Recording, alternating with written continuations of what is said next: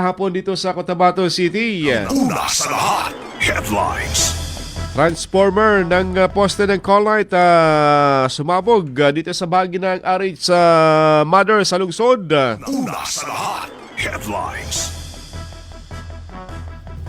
City PNP pinag-iingat ang mga lakwatsera na wag nang gumala para maiwasan na posibleng ma-hold up ng mga ilang nilalang. Una sa lahat, headlines. Nakarnap na kotse sa bahagi ng RH11 patuloy na pinaghahanap ng mga City PNP. Una sa lahat, headlines. Isang lalaki sugatan o patay matapos na mabaril sa bayan po ng Parang sa Maguindanao del Sur. Una sa lahat, headlines. 48 na mga samot-saring mga armas isinuko naman sa bahagi po ng South UP. Una sa lahat, headlines. Irrigators Association sa Maguindanao binigyan ng subsidiya ng NIA Maguindanao. Una sa lahat, headlines. City PNP kaisa sa full alert status ng pambansang pulisya. Una sa lahat, headlines. 5 kalansay ng tao natagpuan naman sa liblib na lugar sa Lanao Sur. Una sa lahat, headlines. Minor de edad sa Kinapawan City pinaghanap matapos na mamising. Una sa lahat, headlines. Samantala isang dating manager na isang radio station na may warrant of arrest dahil sa kasong sexual assault. Una sa lahat, headlines. Wanted sa 2 kasong pagdanakaw na aresto naman sa South UP. Una sa lahat, headlines. Balitang nasyonal. Nasabing Senador Bato de la Rosa, abay, nakapuslit sa Senado. Una sa lahat, headlines. Senate President Alan Cayetano o Alan Peter Cayetano sinabing under attack ang Senado noong kamakalawa ng gabi. Una sa lahat, headlines. Senate Sergeant at Arms sinabing sinungaling umano. Ang NBI sinabing sila yung umatake at nauna nagpaputok sa Senado. Una sa lahat, headlines. Balita naman sa ibayong dagat, Chinese President binalaan si Trump kaugnay sa isyu ng Taiwan sa isinagawang summit. Unang radyo, unang balita. O radyo, radyo, radyo! Kinig na ng radyo! Kinig na ng radyo! Para una ka, eto na! Lahat ng kailangan mong malamang balita, Impormasyon, reaksyon, aksyon, umaumaga. nakakarga na sa Unang radyo, unang balita.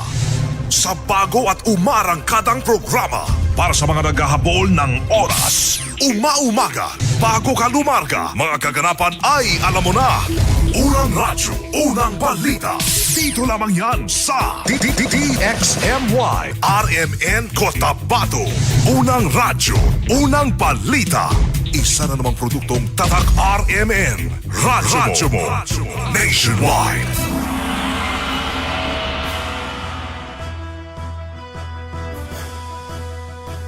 Muli isang magandang umaga mga kasama, mga karadyoman. Welcome! Pasok kayo sa unang radyo ng balita ngayong araw pa ng Gimat. Friday sa guna mga kasama. Payday Friday ngayon. Good morning sa ating mga suking taga-subaybay ng DXMY na nakatutok po sa 90.9 FM. Good morning! Siyempre pa sa ating mga suki ng mga tendero-tendera ng gulat na karne sa bahagi ng Mega Market. Mapya makbita sa kanilang unsan. Diyan sa Bagsakan area sa murang presyo po ng haluan. Pupuyo, gurami, lidop at udang.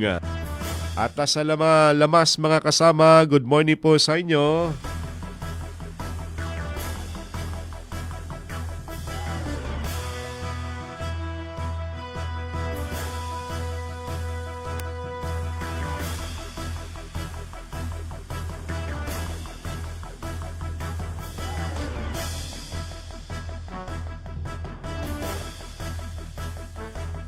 Siyempre pa sa ating mga suki na mga driver na sweet lover dyan sa bahagi po ng downtown area.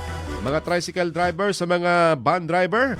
At dito rin po sa mga biyaheng awang Super Village Super, good morning. At sa mga bus driver, biyaheng malalayo dyan sa Davao, Cagayan, Dipolog, Usamis, Zamboanga, good morning po sa inyo. At dito rin po sa ating mga suki sa bahagi ng Talipapa ng RH sa 9, RH sa 7. Dyan sa bahagi po ng Awang, good morning. Kay Beta Suagabla at kay Simbay Adam ng Almonte Extension, kay Waida Kan Mamalapat at sa kay Jun Kasan ng Makagiling, good morning. Kay Muhammadan Kamal, good morning po sa inyo. Kay Father Elmar Cortel. Sa bahagi po ng Noropi sa Maguindanao del Norte, kay Abdul Sumagayan. Ng Layog Pagalungan, good morning sa mga taga Pagalungan. Kay Mir Abs. Mama sa Bulod, good morning. Lumako tayo sa detalye po nating balita mga kasama. Isang pamamaril ang naganap sa bahagi po ng parang kung saan isang kolektor ang binawian po ng buhay matapos ng mga biktima kahapong alas 6 ng umaga sa bahagi ng parang. Kinilalang biktima na si alias John na nasa hustong gulang nasakay ng isang single motorcycle nang siya po'y barilin nang di patukoy ng mga salarin na kung alas 7 ng umaga kahapon. Sa inisyal na investigasyon, mabilis na tumakas ang suspect matapos ang naturang pamamaril. Agad namang nagresponde ang kapulisan ngunit bigo silang maaresto ang mga salarin. Sa kasalukuyan, patuloy pang inaalam ng parang PNP ang motibo sa naturang pamamaril. Gayan din ang pagkakilanlan ng mga suspect. Nanawagan naman ang mga otoridad sa sinumang may impormasyon kaugnay sa insidente na makipag-ugnayan sa kanilang opisina para maresolba ang naturang pamamaril. Unang radyo, unang balita. Dito naman sa Cotabato City, mga kasama, muling pinaalalahanan ng City PNP ang mga residente ng syudad na hanggat maaari ay umiwas sa paglalakwat sa tuwing gabi dahil walang pinipili ang mga kriminal na mga biktima basta't makuha lamang ang kanilang motibo. Ito ang sinabi sa DXMY ni City PNP Director o City PNP spokesperson, Police Lieutenant Rochelle Evangelista. Kasunod ng pang-hold up sa isang motorista ang tumatambay lamang sa bahagi ng Dimasunod RH4 sa Cotabato City, kung saan tinutukan ito at kinuha ang kanyang Honda Click single motorcycle. Tinuyuan din niya ang mga motorista na huwag magpapark o mag-iwan ng kanilang mga sasakyan sa mga madilim na area at siguraduhin hindi ito kayang tangayin ng mga kawatan. Kung sakaling nasa gitna ng peligro ay mas mainam anya na huwag nang manlaban ngunit kagad itong isumbong sa kapulisan para mahuli ang mga kriminal. Unang radyo, unang balita. Sa iba pang balita, mas dinoble na ngayon ang pag-ingat ng lokal na pamalaan ng barangay ng RH11 sa Cotabato City kasunod dahil naitalang pagtangay ng kawatan sa isang Mitsubishi Mirage G4 sa lugar alas 12 ng hating gabi kamakalwa. Ito ang sinabi sa DXMY ni Peace and Order Committee Chairperson Kagawad Romeo Collado na maigpit na lang hinihimok ang mga kababayan sa barangay na mag-ingat lalo na't pagkakataong naitala o may naitalang serye o karnaping sa kanilang barangay. Ayon pa kay Kagawad Collado na hindi naman anya nagkulang ang mga barangay official sa pagpaalala at pagbabantay. Ngunit sadyang may mga tao talagang nais sirain ang peace and order sa kanilang area. Papilang ngayon sa lahat ng mga residente ang mga karatig lugar ng Cotabato City ang barangay na mag-ingat at huwag hayaang makalusot muli ang mga kawatan sa kanilang mga nasasakupan. Unang radyo, unang balita.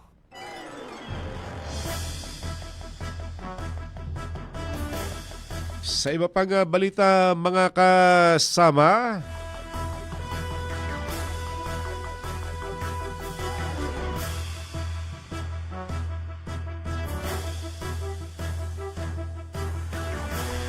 nagsalita na kahapon ang Senate Sergeant at Arms at kanyang sinabi na sinungaling umano ang NBI Director na si Attorney Matibag. Ito ay matapos ang putukan sa bahagi ng second floor ng Senate Building Ikwinento ni Senate Sergeant at Arms sa Police retired Major General Mau Aplaska ang nangyari putukan sa Senado. Anya sa kanyang pahayag, sinalaysay niya na ang NBI, bagamat normal lamang daw na reaksyon nila ang mag-return fire. Noong gabing yon ay kanilang pinaputukan ng mga NBI na nais na pumasok sa kanilang gusali. Unang radyo, unang balita. Nasabi nila na nandun na sila sa GSIS. So, umatras kami, pero tuloy-tuloy ang putok nila. We're just sending the message na you cannot go inside, you cannot do this to the Senate. Dahil sa inyo, our tendency is to protect yourself, di ba? Lalo na, ang report namin ay gusto nilang pumasok dito. So, umatras kami, pero tuloy-tuloy ang putok nila. Anong choice po namin? Papaputok din po kami to prevent them from coming in. So yung the rest of the shots po were directed at them? Yung the rest of the shots? Kasi yung una sa... Hindi na po namin sila nakita. So sa taas pa lang nakita nyo yung mga windows, di ba? So hindi po ito directed sa tao kasi hindi na naman namin na sila nakikita. Just to scare away na huwag na silang tumuloy. So it was fired sa windows po? Sa windows po. Nakita naman natin, windows, di ba? Kasi kung hindi kayo paputok, baka akala nila takot kami o wala na kaming bala. Di susugod na sila sa loob. yung argument po, sorry na. So, we're just sending the message na you cannot go inside, you cannot do this to the Senate. This is a sacred institution. Baka sabihin naman nila, sir, nasa GSIS naman sila, wala sila sa Senado. Bakit kailangan ng ganun? Hindi po, yung pong kinalalagyan nila ay part na po ng Senate premises. Hindi po yan part ng Senado. Mali po yung sinasabi nila na nandun na sila sa GSIS. Sir, kasi parang ano yun parang pader lang. May grill ba? Parang pader na ano. Actually, it's a ledge, di ba? Parang ano, may emergency exit kami. Mayroong fire exit ledge ito. But it's still part of the the premises of the Senate. Kasi hati ito, di ba? Hati ito. So, kunyari, ito yung building, may ledge ng konti, nandito sila. So yung ledge na yun, Senate premises. O kung ano yung tapat nung property namin, nung pader namin, Senate property yan. Unang radyo, unang balita.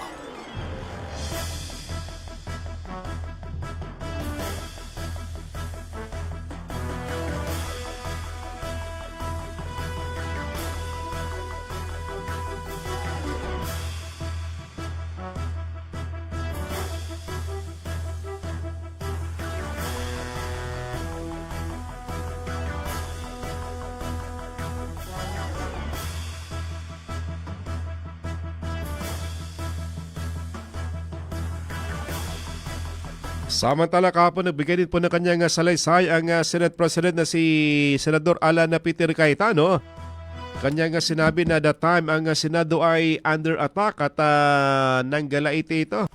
Biglang uminit ang ulo ni Senador Cayetano sa tanong na posibleng drama lamang ang naturang usapin at para makatakas o patakasin na si Senador Bato de la Rosa.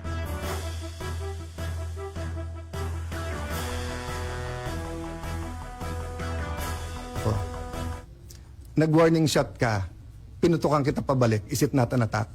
Sorry but I don't think there's any question. The Senate is under attack, was under attack. All of you, your lives were in danger last night. I know it's your job to ask a question, but you will tell me, pagka may nagpaputok na warning, hindi under attack yun? My God, we're a democracy. This is the Senate of the Philippines. Please naman. Di ba? Yeah. What do you think happens when there's no democracy? Who's the first casualty? The media. Wala nang media kapag wala. Di ba? Pag sinabing kami muna nagpaputok, umatras sila, or security guard ng GSIS yun, di sabihin nyo, baka ito ay gawa-gawa lang, baka ito ay drama. Pero nagko-focus kami dito, hinihintay namin articles of impeachment, nakita nyo naman lahat ng pangyayari. Napakagaling ko naman mag-orchestrate ng lahat na yan. Kaya kong papuntahin dito mga armadong grupo. You know my history. I've been in government since 1992. Do you have any history of doing that? O sa Taguig, have we done anything like that ever? No, so, excuse me, I mean, I'm not taking offense at the question, but, you know, if you have any doubt, you're doubting our democracy, you're not doubting my statements. Unang radyo, unang balita. Na-high blood tuloy si Senate President, napapokpok. Dahil sa katanungan ng taga-Jimmy yata yung nagtanong eh. Na drama lamang di umano ang naturang nangyari kamakalawa. Pero yung mga media na nagko-cover doon eh talagang nagsisigawan matapos yung mga putok na narinig. Ang tanong ngayon, nasana si Senador Bato de la Rosa dahil sa mga information na nakatakas na. Sinasabing alas 2 ng madaling araw ay umalis. Sumibat sa Senado ang naturang mambabatas. Musang yun eh. Kumbaga mabilis hindi magpapahuli ng buhay. Kaya good luck ha sa'yo, Senador Bato de la Rosa, kung saan ka man naroroon. At tsak na hindi ka tatantanan ng ating mga alagad ng batas na nais na umaresto po sa inyo. Balang matinis sa mga balitang maiinit sa unang radyo, unang balita. Oras ganap ng alas 5:20 na po ng umaga. Tatak RMN. At na po nga tunguin mga kasama, report natin mga kasamang radyoman na kumala po ng balita.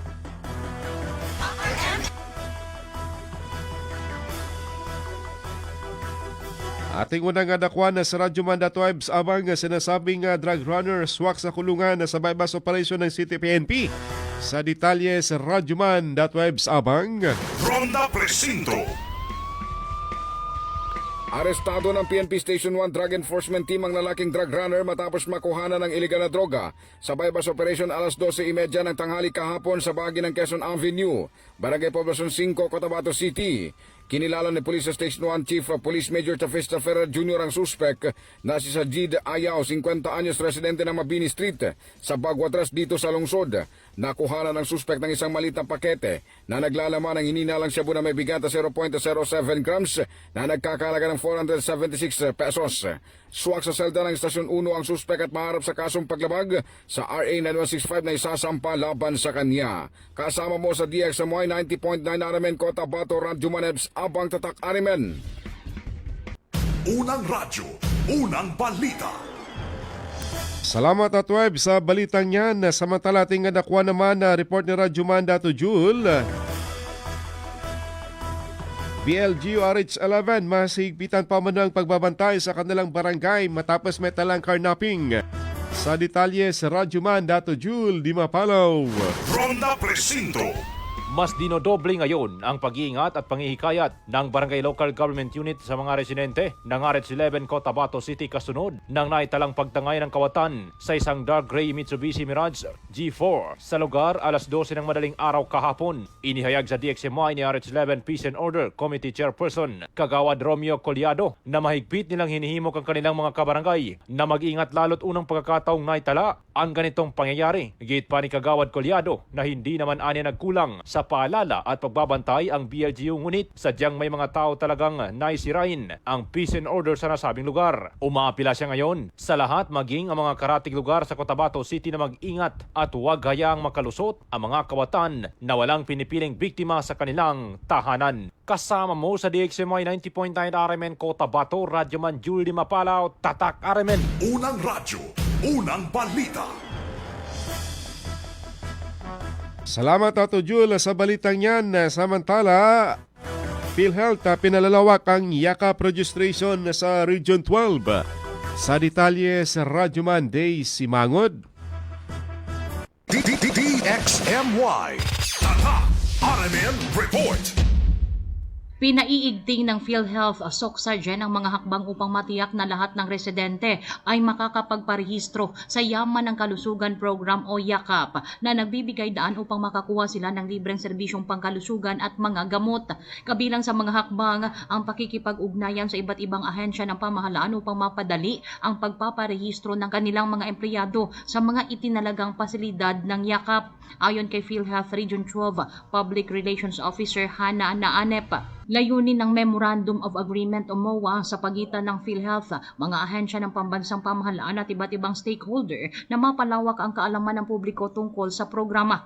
Layunin ng kasunduan na mapataas ang bilang ng mga magpaparehistro at gagamit ng mga benepisyaryo sa primary care, hindi lamang para sa kanilang mga kawani, kundi maging sa mga komunidad na kanilang nasasakupan. Kasama mo sa DXMY 90.9 Radyo Monday si Mangud, Tatak RMN. Unang radyo, unang balita. Salamat Radyo Man Daisy sa balitang yan. Good morning pa rin sa mga nakatutok sa atin. Sa DXMY kay Sir Dato Uno Uto di Maukom at kay Dato Tug Uto sa SPDA, kay Maya Sumalpong sa Bagi ng Maynila at kay Violet Dingas Kapantuhan ng Kidapawan na City, kay Abdul Sumagayan sa Bagi ng Pagalungan. Oras, ganap ng 5:24 na po ng umaga. Tayo po'y maghanap buhay muna mga kasama. Mga unang balitang kailangan mong malaman. Mga isyung huhulma sa inyong kaisipan. Unang radyo, unang balita. Unang radyo, unang balita. Sa opisina, pirmi ba kang nagatubang sa computer? Grabe na gyud akong mata. Pirmi hanap ang akong pananaw. Sakit ang ulo, ug dili kapuyon ang mata. Usahay silaw pagid sa screen. Parehas ta. Ako pod, pirmi pula ug uga ang mata tungod sa sigid computer. Maayo na lang, Nanay iBerry Gold with 10 milligrams lutein. Pagsulay na ako sa iBerry Gold, na feel na ko nga mas klaro ang pananaw ug dili na dali kapuyon ang akong mata. Salamat sa lutein sa iBerry Gold. Makatabang protektar sa mata, batok sa blue light ug eye strain. Kung pirmi ka sa computer o cellphone, iBerry Gold with 10 milligrams lutein. Alaga sa imong mata, matagadlaw. Available na sa Mercury ug mga suking butika. Mas daghan ang lutein, mas epektibo, mas klaro. Sa gunso ng OT, ay buhi. Kaya pa nako. Nagsigi og biyahe, padayon lang. Kaya pa nako. Patong-patong ang projects, sige lang. Kaya pa nako. Ang kahayag ani, nara sa imong kaugalingon. Ipasilaob with Cobra Energy Drink. Naay Immuniplus, B-vitamins, turin, ginseng ug inositol. Makaya ang pagsulay sa tabang sa Cobra Energy Drink. Para namo, kung naa ka ani, wala kay pildi. Ang ginainom nga Cobra Energy Drink ni Daniel Padilla, 18 pesos SRP ra. Mapalit sa inyong suking at tindahan. Ako si Jimay Malagdamin, nagapuyo sa General Santos City. Naghubag akong duha ka tiil ug akong tuhod. Sa kasiman ako gakamang sulod sa among balay. Maayo daw gamiton kaning UA herbal capsule o non-sliminant oil. Testingan ako katatlo sa kadlaw. Sabayan ako haplas og non-sliminant oil. Kaloy sa Ginoo, naayo gyud ko wala na naghubag akong tiil. Aron sa pagpakgang sa mga balatian sa paglawas, pag-inom og Nance Herbal Capsule and UA Herbal Food Supplement. Available sa tanang mga butika sa inyong mga lugar.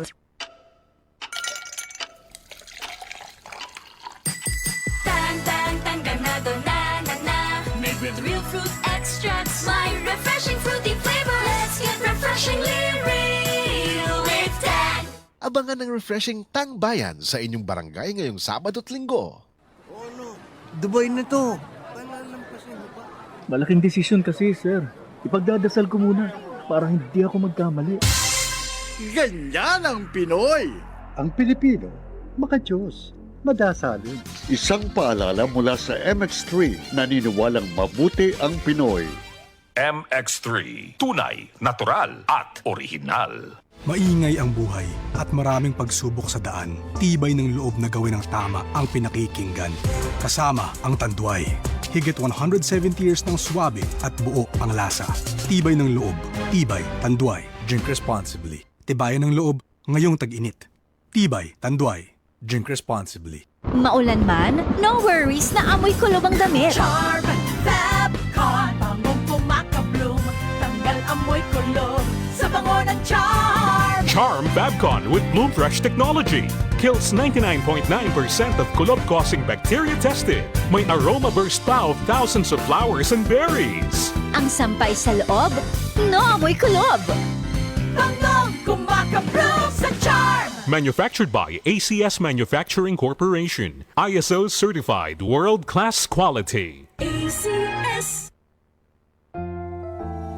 At age 50 pataas, posible ang good quality of life kapag tama ang level ng nutrients sa katawan. Piliin ang doctor-prescribed Centrum Silver Advance. Ang kumpletong formula nito ay mahigit sa 25 nutrients na tumutulong sa immunity, healthy heart at sharp memory with proper diet and exercise. Alam niyo ba, ayon sa clinical research, ang pag-inom ng Centrum Silver Advance araw-araw kasama ang tamang pagkain at exercise ay nakatutulong sa memory habang tumatanda. Napapanatiling matalas ang isip, malinaw ang memorya at maayos ang nakaka-focus. Ang mga nasa edad 50 pataas ay matutulungang magkaroon ng good quality of life kung iinom sila ng Centrum Silver Advance kasabay ng tamang pagkain at exercise. Take Centrum Silver Advance daily. Ito ang Medifacts for Centrum. Multivitamins plus minerals is a generic name of Centrum Silver Advance. If symptoms persist, consult your doctor. Centrum Silver Advance. May nutrients adjusted for age 50 plus. Tulong para malakas ang resistensya, may healthy heart and sharp memory. The #1 multivitamins for age 50 plus. Happy Fiesta! Kinahanglan, extra ang handa. Kaso, fiesta po ng akong body pain. Naana ang mga bisita? Kajut lang! Maglangay-langay pagod ka na ay extra nga panlaban ana. Ang nailhan nimong Alaksan, extra maayo na. New Alaksan Extra. Wow! Mas maayo pa? Jud, gipa extra paspas. Up to 3 times faster versus Alaksan FR. Noy, dugan ko yung bisita. Naa pa ba extra? Naa. Bisag pang Sharon pa. Naay lechon, humba, adobo, kaldereta. Extra maayo. Aron extra pud ka. New Alaksan Extra. Unilab quality yan. Paracetamol ibuprofen is the generic name of Alaksan Extra. If symptoms persist, consult your doctor. Ang kilala mong Alaksan, extra galing na. Up to 3 times faster versus Alaksan FR. New Alaksan Extra. Ahoy! Kidney Care time! Ako si Alan taga Toledo Negros. Sang una, wala gyud ko kabantay nga naa na di ay ko'y problema sa kidney. Sige kong pangihip isang gabi ug usahay mo hubag akong tiil. Pirmi ko kapuyon, nabalaka gyud ko sa akong kahimtang. Nakadungog mong gugwa nang ni Kidney Care nga mo akong gisulayan sir. Action man siya minor gi sir. Nag-inom ko kada adlaw ug niagi ang 3 ka bulan. Dako gyud ang kausaban. Mas na akong paminaw na wala tong hubag ug lagsik na akong panglawas. Salamat gyud sa Kidney Care. Ang Kidney Care ay nagsili sa Mercury Drugstore at mga suking butika. Ang Kidney Care hindi gamot at hindi dapat gamiting panggamot sa anumang uri ng sakit. O radyo, radyo, radyo! Kinig na ng radyo! Kinig na ng radyo! Para una ka, eto na! Lahat ng kailangan mong malamang balita, Impormasyon, reaksyon, aksyon, umaumaga, nakakarga na sa Unang Radyo, Unang Balita. Sa bago at umarangkadang programa para sa mga naghahabol ng oras. Umaumaga, bago ka lumarga, mga kaganapan ay alam mo na. Unang Radyo, Unang Balita. Dito lamang yan sa DXMY RMN Cotabato. Unang Radyo, Unang Balita. Isa na namang produktong Tatak RMN. Radyo mo, nationwide. Oras sa Pilipinas sa DXMY, ganap na ang alas 5:30 na po ng umaga. Tatak RMN. Gaganda na ang gising nyo. Mainit na balita sasalubong sa inyo. Unang Radyo, Unang Balita.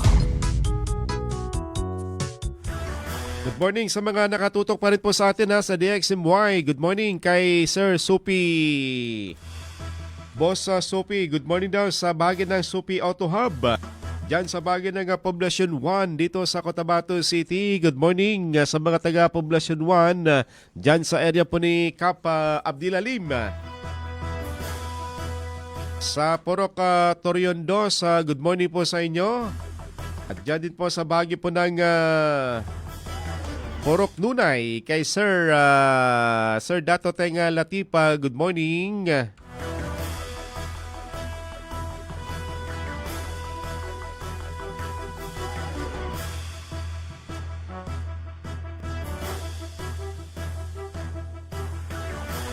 Kay Randy Santisas, good morning. Kay Elmer Bong Angeles, good morning Cotabateños. Kay Rael Cordero, Jerry Dimano, and Roger, DJ Berhel Pascual, King Kintong at kay Jo Maria Brera, kay Nigel at kay Vice Mayor Joer Madag, at kay Mine Masukat, good morning DXMY, from Tagig sa Manila, sa Green Moss. Kay Faisal Limba, good morning. Pa-shoutout kina Edna Maido, kay Emma Malanon, MJ Paulete, kay Marieta Formentera, kay Dudoy Paulete, kay Rebecca Sadja Bubakar. Salamat DXMY at kay Sahara Ganay Uto, good morning.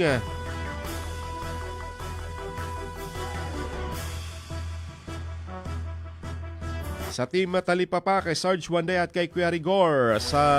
Kay Ate Jane, Kuya Jun Amis. Good morning po sa inyo kay Mambing Sidon, Mayong Buntag. Dumako tayo sa iba pang detalye po nating balita mga kasama.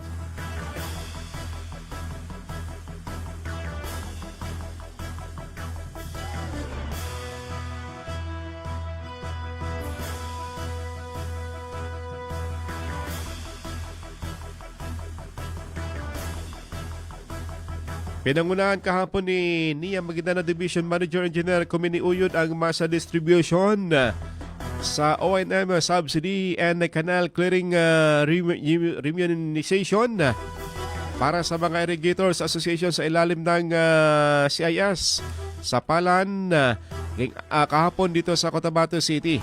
Masaya ang mga magsasaka dahil sila po nakatanggap ng ayuda mula po sa Nia Maguindanao para sa pangangalaga ng kanilang pong patubig. Nanawagan na si Engineer Uyod o si Manager Uyod sa mga magsasaka na gamitin ng maayos ang natanggap na subsidiya mula sa ating pamahalaan dahil posible umanong tatama ang El Nino sa ating bansa hanggang sa susunod na taon. Anya, alagaan at talinisin ng mga kanal at mga communal irrigation para mapangalagaan ng patubig. Dumalo sa naturang pamamahagi ng subsidy si Maguindanao del Norte Board Member Michael Abasquida na siya ring presidente ng Sapalan Farmers Irrigators Association kung saan nagpasalamat sa NIA sa pagbigay tulong sa ating mga magsasaka. Unang radyo, unang balita. Mga iba't natin. Pag sinasabi sa sige natin.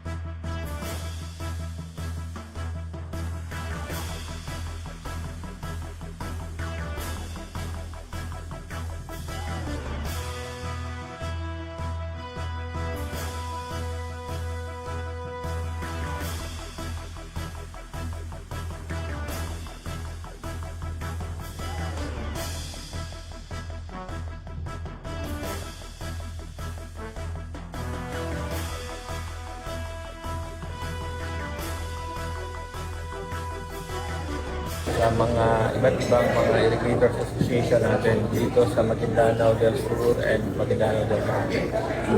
Pag sinasabi sa ang rate po kasi ng mga subsidy natin is 500 pesos per hectare. So kung halimbawa yung kanilang system, irrigation system is 100, so 100 and 500 pesos. Yun yung matatanong. And then sa kanal naman, sa kanal remuneration is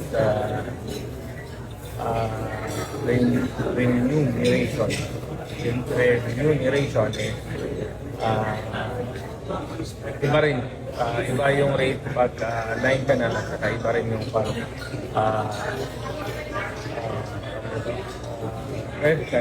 ako niya pagkakaiba. Nakalip yung haba ng kanal, nalilinisin yung bawat system. Okay.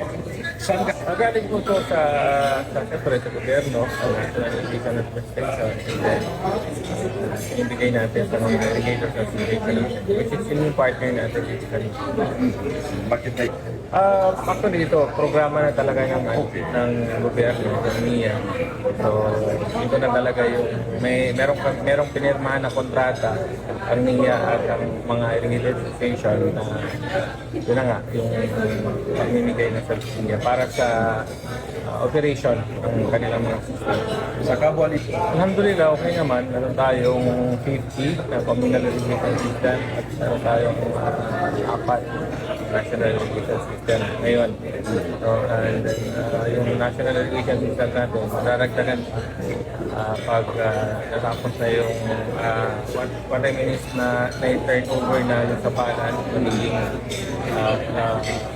system na rin siya. And then, marami kasi tayo mga national project na ginagawa ngayon, like yung UPI, yung Ambal, and then hopefully maupisa na rin yung London and Simway.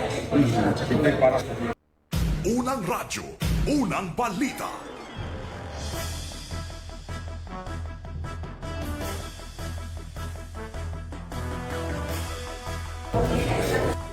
Samantala, nagpasalamat naman si Sapalan Farmers Irrigators President at the same time board member Michael Abasakida sa NIA sa kanilang pagbibigay ng first tranche ng ayuda para po sa taong kasalukuyan.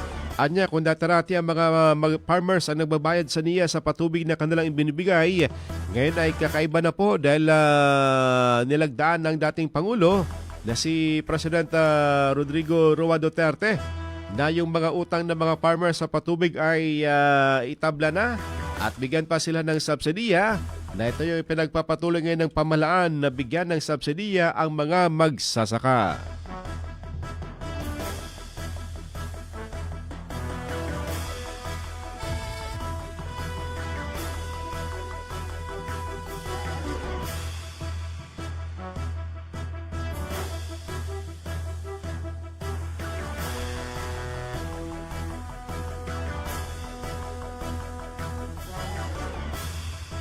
Maraming salamat sa NIA dahil yung subsidy nito malaking tulong ito sa mga organization, especially sa Irrigator Association.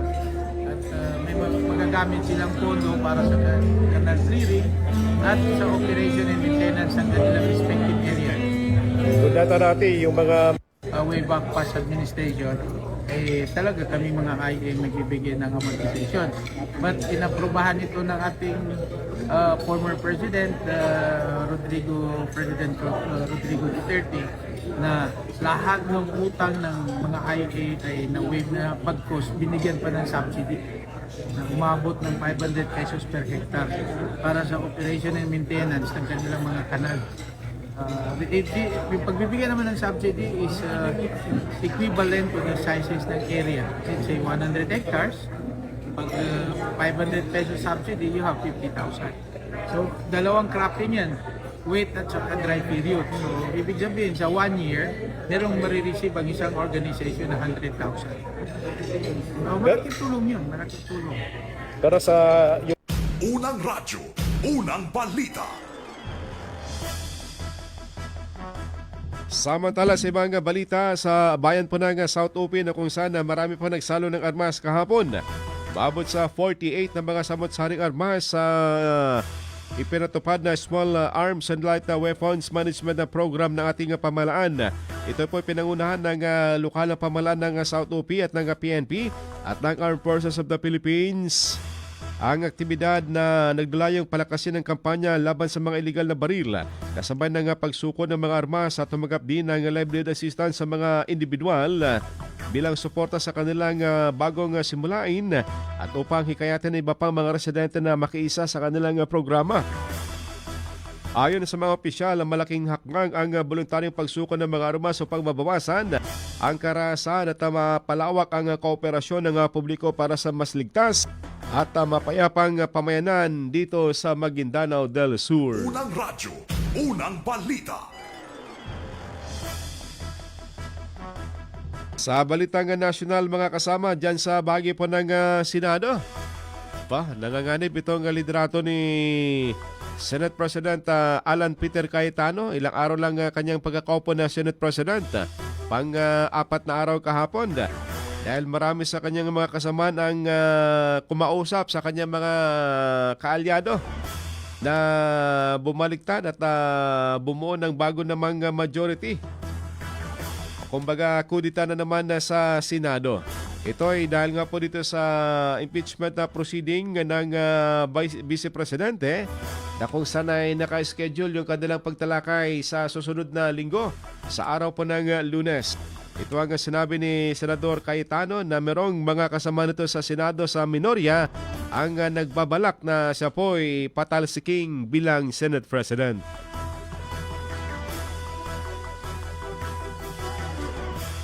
Them to address that immediately.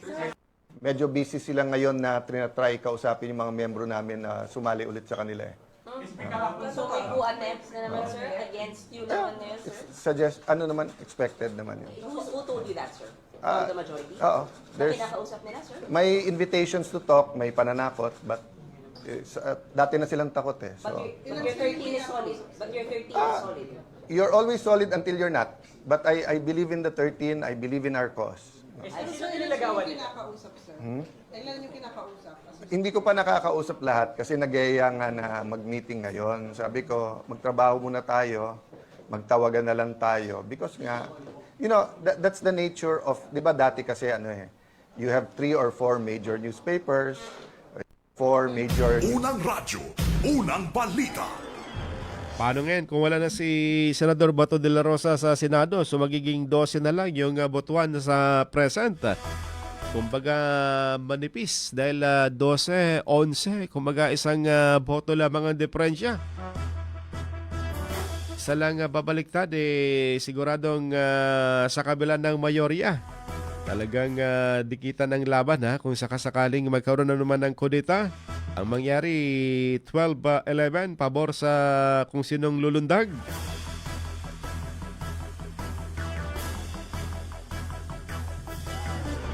Samantala, humarap din sa media itong si dating Senador Trillanes at kanyang sinabi na posible naman ng kasuhan ng mga opisyales ng Sergeant at Arms ng Senado.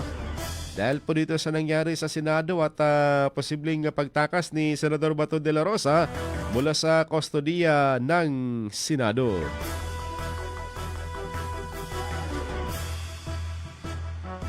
Sergeant at Arms, wala po sa rules of engagement niya na pwede siyang magpuputok, warning shot man o hindi, sa isang law enforcer, sa isang otoridad na nagpakilala pa. Wala pong pagsugod na nangyari kasi may partition yan. May Senate side, may GSIS side.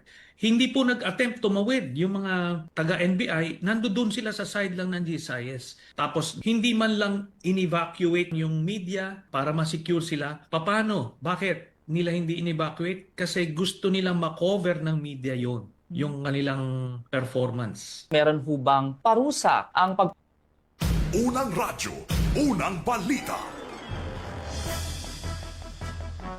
Talagang galit na galit si Trillanes Kumbaga hindi madrawing yung kanyang mukha lalo na nalaman nito na nakatakas si Senador Bato de la Rosa sa Senado. Tambalang matinis sa mga balitang maiinit sa unang radyo, unang balita.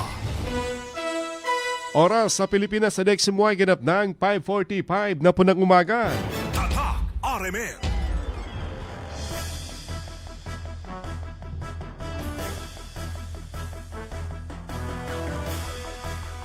Ating balikan mga kasama ating mga kasamang Radyoman na kumala po ng balita. Balikan natin sa radyoman.web sa Abang.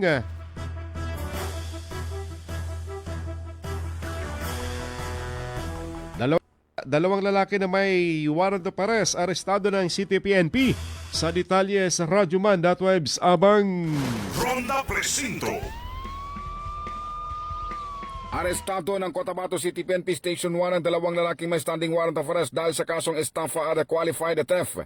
Sa ulat mula kay Police Station 1 Commander Police Major Tafista Ferrer Jr., ang mga suspek ay kininalang sina Anthony Kiel Martin Sangama, 34 anyos taga Barangay Romonggaab, poblasyon sa South UP, Maguindanao del Sur, at Dato Butsin Suat, 51 anyos taga RS6 Cotabato City. Ayon sa ulat, natuntun si Sangama sa bahagi ng City Santa Fe, Barangay Looy sa South UP kung saan isinelbi sa kanyang 2 counts of qualified theft na pirmano ng RTC 12 Judicial Region Branch 22 Cabacanor, Cotabato na may petsang May 19, 2025. Habang si Sinsuat ay natuntun naman sa bahagi ng Old Market, Poblacion 6 kung saan isinelbi rin sa kanyang kasong syndicate estafa na pirmado ng Municipal Trial Court in Cities 12 Judicial Region, Cotabato City, Maguindanao na may petsang April 29, 2026. Makakala malaya ang mga akusado kapag nakapaglaan ng piyansa na inirekomenda ng korte.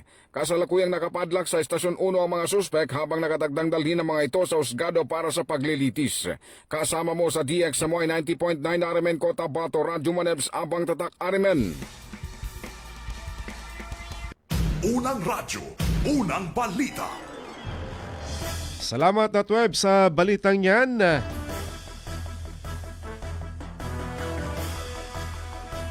Samantala, CCPO naka-full alert na rin dahil sa nationwide full alert status ng pambansang pulisya. Sa detalye, si Radyoman Dato Jul Di Mapalaw. Ronda Presinto.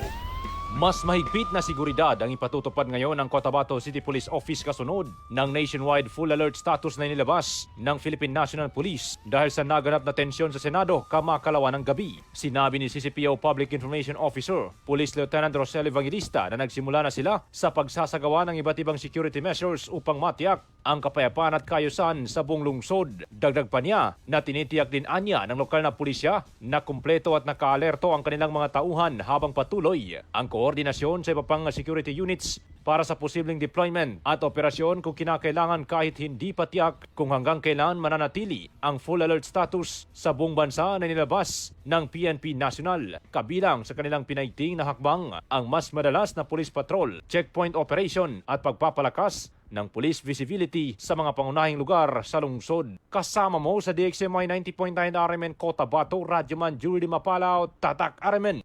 Unang radyo, unang balita. Salamat Dato Jul sa balitang yan. Samantala, balikan natin sa Radyo Mondays sa kanyang report sa nasabing Bangsamoro Parliament. Committee aprobado ng panukalang flexible working hours sa tuwing Ramadan. Sa detalye sa Radyo Mondays Simangot. DXMY Tatak Arimen Report.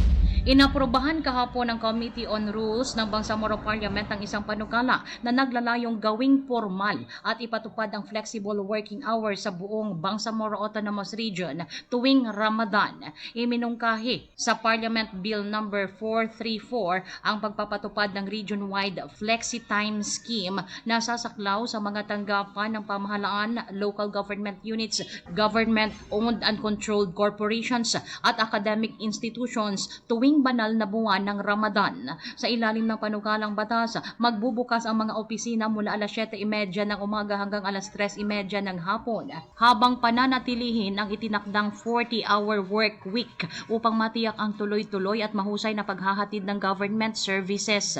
Ipinahayag ng Civil Service Commission o CSC BARM ang suporta nito sa panukala sa kondisyon na patuloy na susunod ang mga empleyado sa kinakailangang bilang ng oras ng trabaho. Kasama mo sa DXMY 90.9 Radio Monday Simangud, Tatak RMN. Unang radyo, unang balita. May tama ka sa loto. Ating silipin muna mga kasama resulta ng draw ng PCSO kahapon na hindi po umurong sa pagtulong.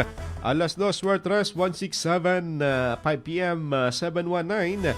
Alas 9 naman Swertres 202. Sa 6DJ alas 9 kagabi lumabas sa 434-720. Sa milyones na papremyo 642 na sa 11.4 million ng jackpot prize. Winning combination natin na 23, 40, 20, 06, 34 at 33. Super Lotto naman na 649 na sa 25 million ng jackpot prize. Winning combination natin na sa report 25, 24, 19, 12 at 43. Congrats sa nakakuha ng winning combination na yan. Good morning kay Ira Salim at kay Adelaida Day Arsolon sa bahagi ng RH8 dito sa Cotabato City. Balitang Showbiz. Balikan natin sa Radyo Mondays update naman sa mga Marites. Pinatunayan ni Angelica Panganiban na hindi pa siya nangangalawang sa pag-arte. Heto nga at nominado siya, pati na rin ang The Silent Noise na napapanood sa Prime Video sa Global OTT Awards 2026. Nagaganapin sa June 20, Sabado, sa Busan Cinema Center sa South Korea. Kabilang nga si Angelica sa mga nominado sa Best Lead Actor Female category dahil sa kanyang pagganap sa The Silent Noise, habang nominado rin ang serye sa Best Asian Contents category. Kinikilala ng Global OTT Awards ang mga platform, creators at content na nangunguna sa streaming media sa larangan ng drama, variety at music sa pamamagitan ng 14 na competitive categories at 5 invitational categories. Kasama mo sa DXMY 90.9, Radyo Man Daisy Mangud, Tatak RMN. Unang radyo, unang balita. Salamat Radyoman na Daisy. Good morning pa rin sa mga nakatutok sa atin na kay Tristan Y. Gulay. Kay Tenga Kanti, good morning kay Nasser Pari.